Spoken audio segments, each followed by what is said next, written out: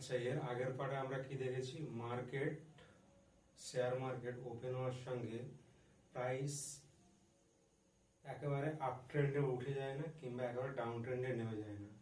Up ট্রেন্ডে যাবে কিভাবে সেই বিষয়ে ডাও একটা থিওরি দিয়েছিল, জনস ডাও।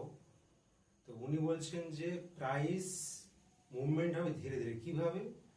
প্রাইস প্রথমে ওপেন হবে, এই জায়গাটা মার্কেট ওপেন হওয়ার সাথে সাথে প্রাইস প্রথমে এইভাবে যাবে, ছোট ছোট ক্যান্ডেল স্টিকের মাধ্যমে, ছোট ছোট ক্যান্ডেলের মাধ্যমে প্রথমে আপ এইভাবে যাবে, এখানে হায়ার হাই বানাবে, আবার রিট্রেসমেন্ট আসবে, দিয়ে হায়ার লো বানাবে, তারপর আবার যাবে,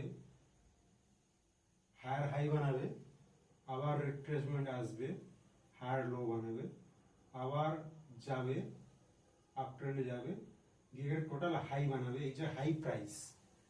আবার মার্কেট কিংবা রিট্রেসমেন্ট নেবে, লোয়ার লো বানাবে, আবার রিট্রেসমেন্ট যাবে, লোয়ার হাই বানাবে, নিচে নামবে, আবার যাবে, এইভাবে মার্কেট এখানে এসে লোতে ক্লোজ হয়ে যাবে। তো টোটাল মার্কেটের মধ্যে তিনটে ট্রেন্ড দেখা যাচ্ছে। সাধারণত মার্কেটের মধ্যে তিনটে ট্রেন্ড থাকে, একটা হচ্ছে আপ ট্রেন্ড, এটা হলো আপ ট্রেন্ড, এটা হচ্ছে ডাউন ট্রেন্ড, আর একটা ট্রেন্ড আছে সেটা হচ্ছে সাইডওয়েজ। মার্কেট এরকম অসিলেট করবে, একটা রেঞ্জের মধ্যে অসিলেট করবে। তো এই এই ট্রেন্ডটা হচ্ছে সাইডওয়েজ।